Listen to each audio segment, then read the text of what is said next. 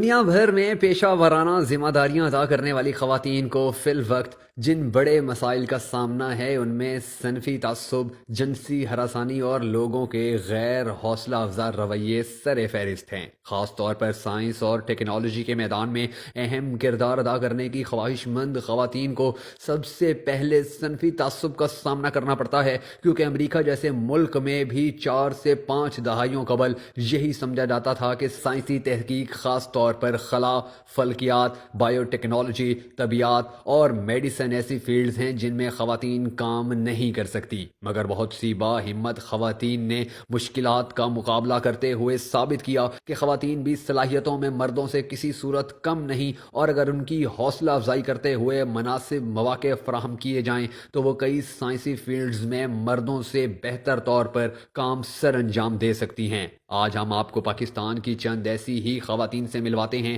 کہ جو سائنس کی مختلف فیلڈز میں کارہائے نمایاں سر انجام دے کر نہ صرف بین الاقوامی سطح پر ملک و قوم کا نام روشن کرنے کا باعث بنی، بلکہ وہ آج کی فیشن زدہ سہل پسند نوجوان لڑکیوں کے لیے بھی بہترین رول ماڈل ہیں۔ مگر ناظرین، اس سے پہلے اگر آپ نے اب تک ہمارا یوٹیوب چینل سبسکرائب نہیں کیا تو ضرور کر لیجئے اور بیل آئیکن پریس کرنا ہرگز مت بھولیے گا۔ ڈاکٹر فوزیہ ادریس سبڑو پاکستان کا شمار ان ممالک میں کیا جاتا ہے جو انفارمیشن ٹیکنالوجی کے میدان میں آہستہ آہستہ ترقی کر رہے ہیں، مگر یہاں اس حوالے سے تحقیق اور نئی دریافتوں یا ایجادات کی شرح بہت ہی کم ہے، اور عموماً یہ سمجھا جاتا ہے کہ اس میدان میں پاکستانیوں کا کوئی کردار نہیں ہے۔ حالانکہ یہ تصور انتہائی غلط ہے، اور اس کی تصدیق سندھ کے دیہی علاقے سے تعلق رکھنے والی ڈاکٹر فوزیہ کرتی نظر آتی ہیں، جو پاکستان کی پہلی cyber security P H D doctor ہیں۔ ڈاکٹر فوزیہ نے گریجویشن میں انجینئرنگ اینڈ الیکٹرانکس کے مضامین کا انتخاب کیا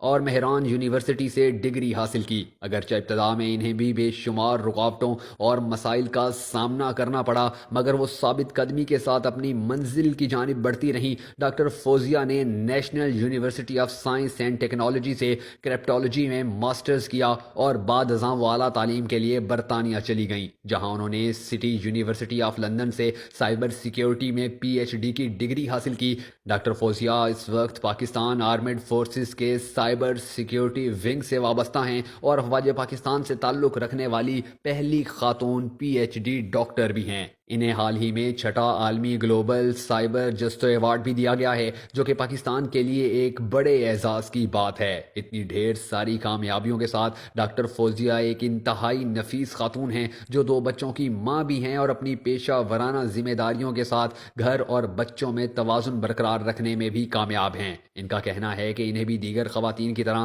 لاتعداد مسائل کا سامنا کرنا پڑا، یہاں تک کہ کام کے بوجھ کے باعث کئی دفعہ ان کا حمل بھی ضائع ہوا، مگر وہ جانتی تھی کہ کچھ غیر معمولی کرنے کے لیے انہیں یہ سب قربانیاں دینی پڑیں گی۔ سائنس میں کیریئر بنانے کی خواہش مند خواتین کو ڈاکٹر فوزیہ سے نصیحت حاصل کرنی چاہیے کہ خود کو محض کام تک محدود نہ کریں، بلکہ اپنے لیے بھی وقت نکالیں۔ شوہر، گھر والوں اور ساتھیوں کے ساتھ تعلقات کو مضبوط کر کے خواتین اپنے بہت سے مسائل خود بھی حل کر سکتی ہیں۔ زرتاج وسیم کراچی کے ایک متوسط طبقے سے تعلق رکھتی ہیں۔ ان کے والد ایک مکینیکل اور الیکٹریکل انجینئر تھے۔ انہوں نے کمپیوٹر سائنس اور سافٹ ویئر انجینئرنگ میں تعلیم حاصل کی۔ زرتاج کئی برس سے پاکستان میں سائنسی علوم، خاص طور پر خلائی سائنس کی ترویج کے لیے کوشاں ہیں، اور اس مقصد کے لیے انہوں نے اپنی ٹیم کے ساتھ Pakistan space science education centre بھی قائم کیا ہے، جو ملک میں نوجوانوں کو خلائی سائنس سے متعلق آگاہی فراہم کرنے کے ساتھ ساتھ انہیں اس فیلڈ میں کیریئر بنانے کے لیے بھرپور مواقع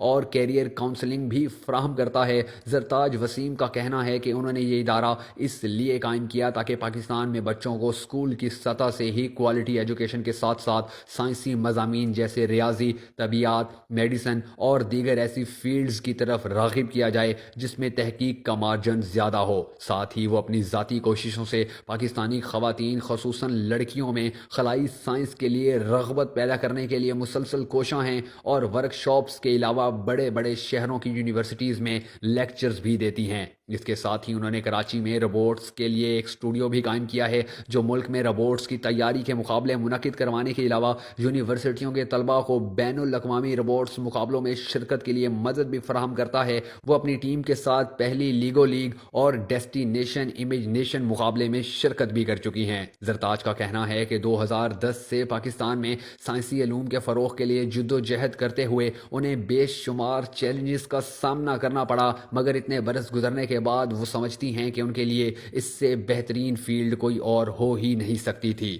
تسنیم زہرا حسین کو پاکستان کی پہلی خاتون اسٹرنگ تھیورسٹ ہونے کا اعزاز حاصل ہے۔ کینیڈ کالج لاہور سے فزکس میں گریجویشن کرنے والی ڈاکٹر تسنیم نے اسٹاکہولم یونیورسٹی اٹلی سے پی ایچ ڈی کی اور محض 26 برس کی عمر میں پوسٹ ڈاکٹرل ہارورڈ یونیورسٹی سے بھی ڈگری حاصل کی۔ ان کی تحقیقات کا مرکز 11 جہتوں کا قانون اور سپر گریوٹی تھا، جس پر ان کی ریسرچ کے پیپرز معروف سائنسی جرائد میں بھی شائع ہو چکے ہیں۔ وہ world year of physics conference Germany میں پاکستان کی نمائندگی بھی کر چکی ہیں، جس کا لوگو بنانے کا اعزاز بھی انہی کو حاصل ہے۔ 2013 میں کیمبرج سائنس فیسٹیول میں انہیں دنیا کے نامور سائنسدانوں کی جانب سے مدعو کیا گیا۔ اس فیسٹیول کا مقصد دنیا بھر سے ابھرتے ہوئے سائنسدانوں کو متعارف کروانا اور ایک پلیٹ فارم پر جمع کرنا تھا۔ منیبہ ظفر کا تعلق لاہور سے ہے اور وہ آسٹریلیا سے تعلق رکھنے والے ملٹی ڈسپلنری گروپ سربانہ جرنگ سے باحیثیت سینئر پروگرامر وابستہ ہیں۔